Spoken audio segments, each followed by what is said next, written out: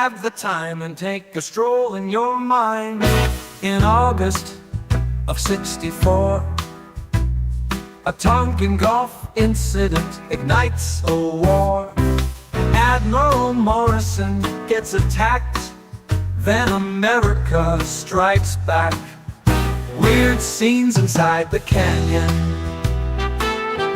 Weird scenes inside the canyon. Military kids depart the hill, and into the canyon they will fill. They protest people who kill, but are they any different still? Weird scenes inside the canyon. Weird scenes inside the canyon. Welcome to my summary of David McGowan's Weird Scenes Inside the Canyon. This is part 13, chapter 15, Beyond Buffalo Springfield and the Monkees 2. This series is based on a book, so it's best to start at chapter 1. I'll leave a link to chapter 1 in a pinned comment. Thanks for watching, and please share. Part 13, chapter 15, Beyond Buffalo Springfield and the Monkees 2. He was great. He was unreal. Really, really good. He had this kind of music that nobody else was doing. And I thought he really had something crazy, something great. He was like a living poet. Neil Young sharing his thoughts on Charles Manson. I wonder if I'd like Manson's music if I didn't know anything about Manson's history. At the time of the legendary serendipitous encounter on Sunset Boulevard, Stills was living at the home of Barry Friedman, a former circus clown, fire eater, TV producer, and freelance publicist. To say that his home was a bit odd would probably be an understatement. According to Folky Knew It Wild, it had a bathtub in the middle of the living room and a secret room behind the bathroom where people carried on liaisons. The massive bathtub sat right in front of an equally massive fireplace. Friedman himself acknowledged it was a very strange house, but not that strange by canyon standards.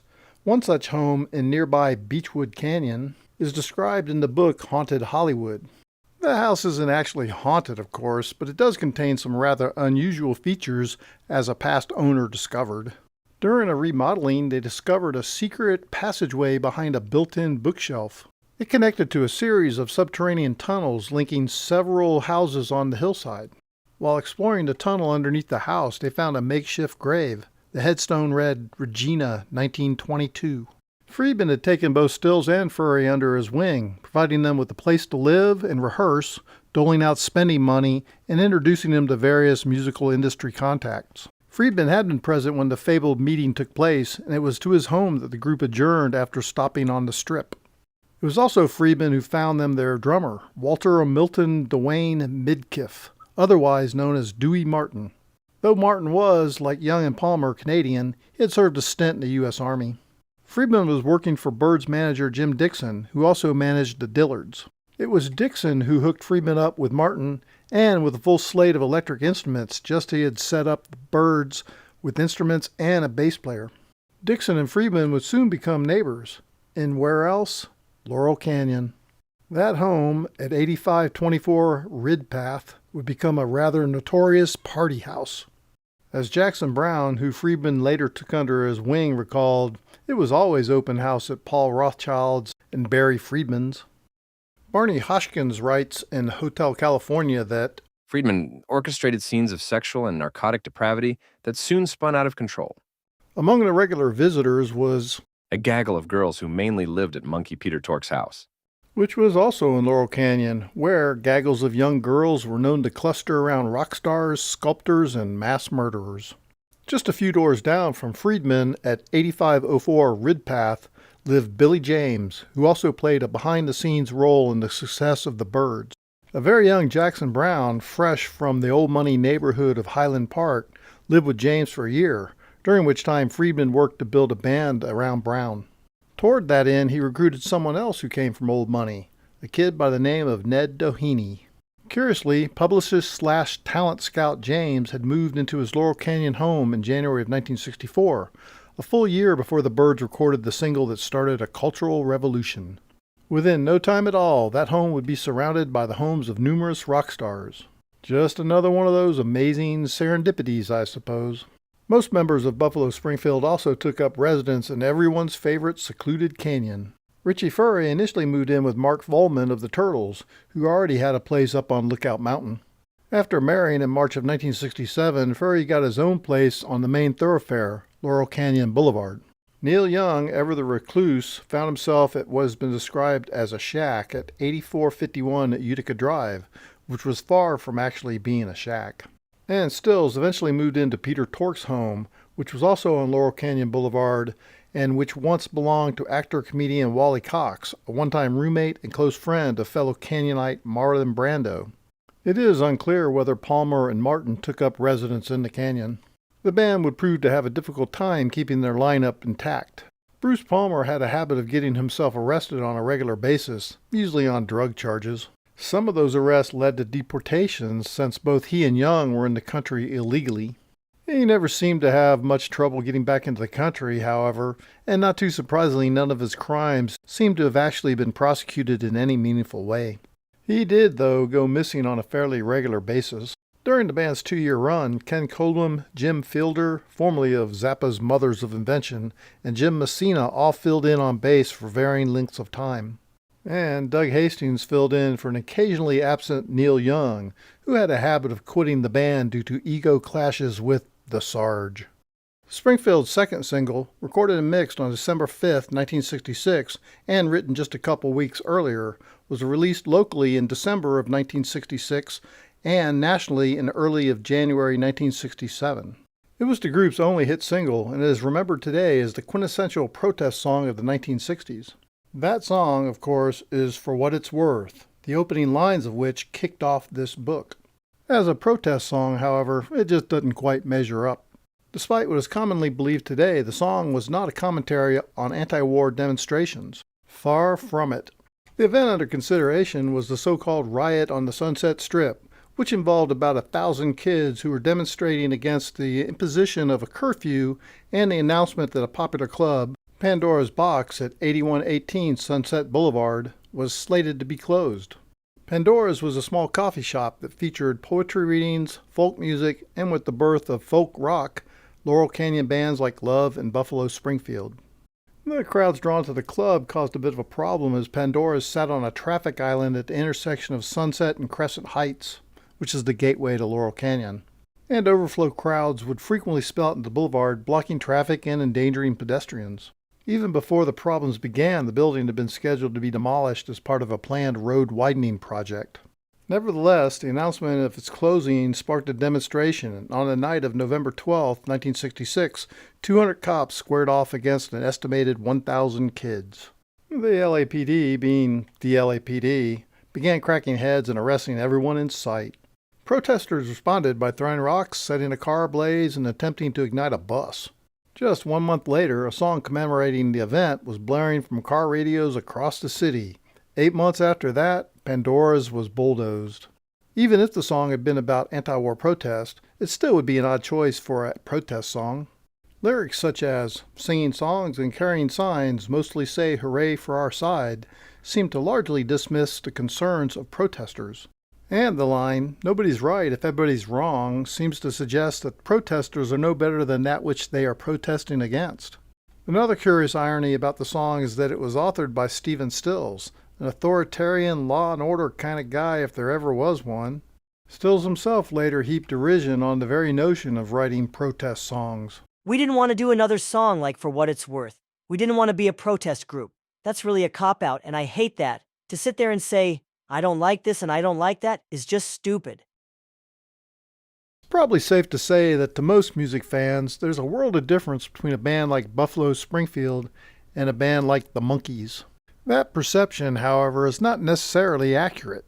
As Uttenberger has written, there was not nearly as much gauche commercialism separating the Monkees and the bold Sunset Strip vanguard as is commonly believed.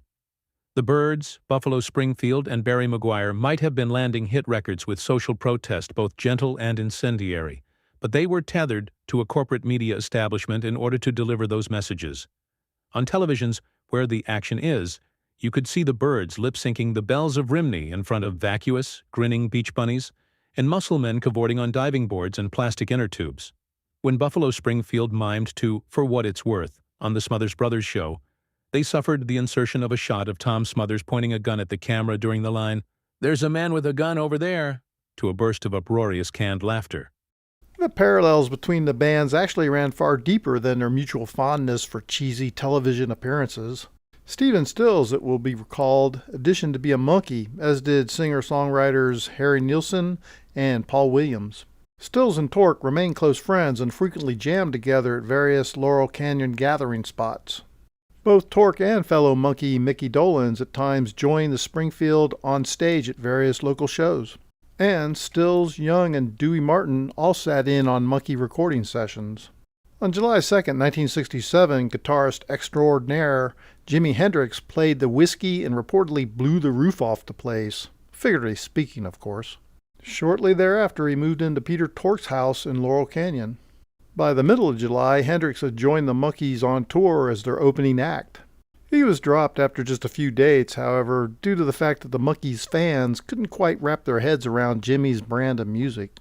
Throughout the remainder of the summer of 1967, Stephen and Dewey's Malibu home became the site of informal jam sessions involving Stephen Stills, Jimi Hendrix, Buddy Miles, David Crosby, and Peter Tork. All of them ultimately ended up living at Tork's Laurel Canyon spread, which, as previously mentioned, came complete with a gaggle of young groupies who spent an inordinate amount of time lounging around the pool in various states of undress. There's yet one more curious tie between the Monkees and Springfield. While together in Chicago, unnamed members of both bands were allegedly immortalized by the notorious Cynthia Plaster Caster. Our old friend Frank Zappa soon took Cynthia under his wing and relocated her to L.A. to continue her important work, just as he had taken the nubile young women who would become the GTOs under his wing. It could be reasonably argued that Zappa did more than anyone to create one of the more peculiar artifacts of the 1960s, the rock and roll supergroupie. The aforementioned Ahmet Ertegun, by the way, played a key role in launching the career of Mr. Zappa, so much so that Frank named one of his sons after him. Meanwhile, Frank's shady manager, Herb Cohen, was involved with the Buffalo Springfield financially. It seems Stephen knew Herbie from New York. The Laurel Canyon crowd, to be sure, was a close-knit group, all the more so because so many of them seemed to have known one another before arriving there. Just a couple weeks before Jimmy's whiskey debut, he dazzled the crowd at the Monterey Pop Festival, where the Buffalo Springfield had also played, though by most accounts, not very well. Neil Young was taking one of his leaves of absence from the band, and Doug Hastings filled in on second lead guitar. In addition, Stills brought his buddy David Crosby out on the stage to join the band, which by many accounts was a rather poor decision on Stephen's part.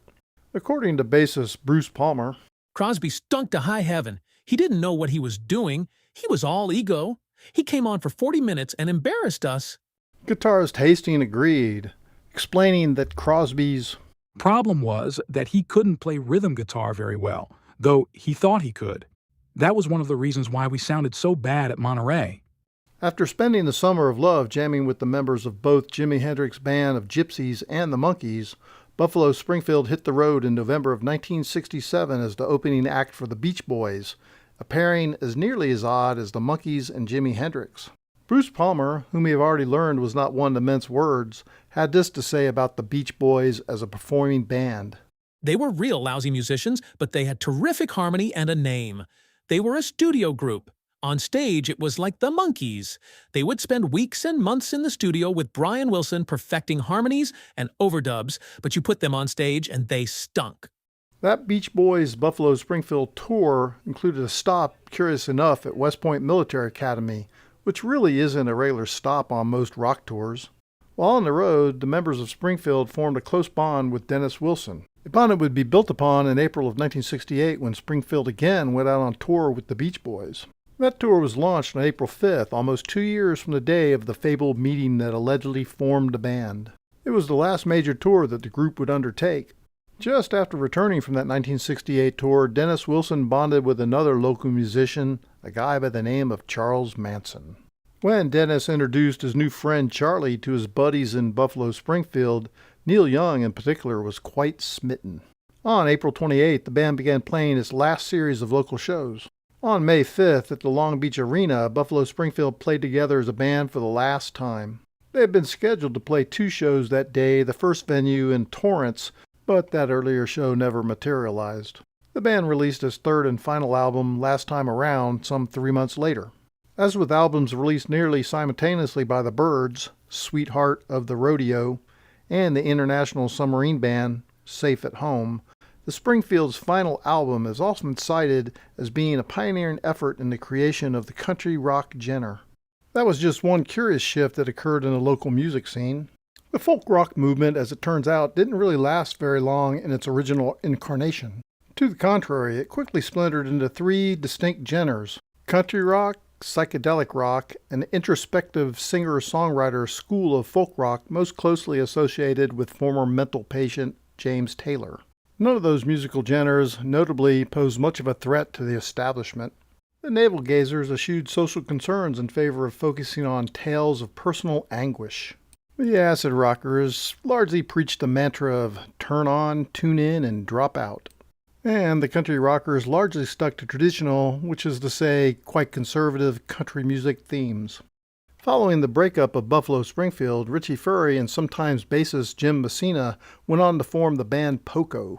Through various formations, the band was critically acclaimed but never had a great deal of commercial success. Jim Messina ultimately left to become half of Loggins and Messina. His replacement, Randy Meisner, went on to become an Eagle. A guy by the name of Greg Allman, who played briefly with Poco during its formative days, went on to front the Allman Brothers. Poco debuted at the Troubadour, which served as the breeding ground for the country rock movement in November of 1968. The band's first album, Picking Up the Pieces, hit the shelves 6 months later, not long after the release of the debut album by the country rock rivals the Flying Burrito Brothers, formed by former Byrds Graham Parsons and Chris Hillman. Byrd, David Crosby, meanwhile, teamed up with Springfield's Stephen Stills and ex-Holly Graham Nash, who had arrived in Laurel Canyon in December of 1968 and quickly found lodging in Joni Mitchell's Canyon home, to form a band first known as the Frozen Noses, a name inspired by the trio's fondness for cocaine. By the late 1960s, cocaine had already begun pouring into Laurel Canyon. As glam rocker Michael Desbarres recalled, every drug dealer was in Laurel Canyon. Along with the drugs came lots of guns and huge piles of cash. Before long in Laurel Canyon, cocaine became a pseudo-currency, kind of like cigarettes in prison. A decade later, the world would catch a glimpse of that dark canyon undercurrent when 4 battered bodies were bagged and removed from a house on Wonderland Avenue, but we've already covered that. The newest Laurel Canyon band was quickly renamed Crosby, Stills and Nash, and by the summer of 1969 they had the top-selling album in the country. That disc would remain on the charts for an unprecedented 2 years. When the band got ready to hit the road, though, there was a little problem.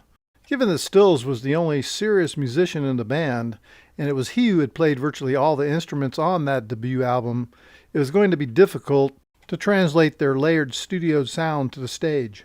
The solution was to bring Neil Young on board to provide more oomph to their live sets. And so it was that by the end of the year, CSN had become CSNY. Now the band just needed a rhythm section. Dallas Taylor, who had played on sessions for the first album, was recruited as a drummer. Stills and Young summoned Bruce Palmer to come down from Canada to handle bass duties. According to Palmer, however, that didn't work out, primarily because once he got to L.A. and started rehearsing at Stephen's house with Crosby and Nash, it became real evident that they were nothing but backup singers. They didn't like it and decided to change it. They couldn't take that. They thought they were too big, too famous, too talented. They weren't talented. They were backup singers. It looked to them as if it was Crosby and Nash backing up Buffalo Springfield, being nothing more than harmony singers for Stephen, Neil, myself, and Dallas Taylor. according to Palmer, the first CSN album was 95% Stephen doing everything, and he's got his backup singer boys with him. Considering that Stills composed the majority of the material, played most of the instruments, and produced and arranged the album, Palmer's assessment seems to be a reasonable one.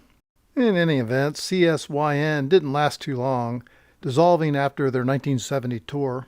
Stills next recruited the ambiguous Chris Hillman to form Manassas, which also proved to be short-lived. Not long after, David Geffen teamed Hillman with Richie Furay and J.D. Souther to create a failed clone of Crosby, Stills, and Nash. The real CSN was not the only Laurel Canyon band to release a debut album in 1969. Three Dog Night, mentored and first recorded by Beach Boy Brian Wilson, released their self-titled debut in January, and in June, a psychedelic rock band from the LC issued its first LP. Throughout 1968, the band known as Nazz had been a regular presence on the Sunset Strip, where they gained a reputation for being heavy on the theatrics but light on the musicianship. The band was fronted by Vincent Furnier, the boyfriend of Miss Christine of the GTOs.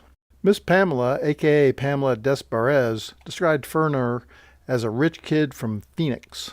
A staunch supporter of the Vietnam War, Vince would later become a golf partner of the notorious conservative senator Barry Goldwater. Furnier would soon change his own name and the name of his band to Alice Cooper, after deciding that he was the reincarnation of a witch who purportedly lived in the 17th century.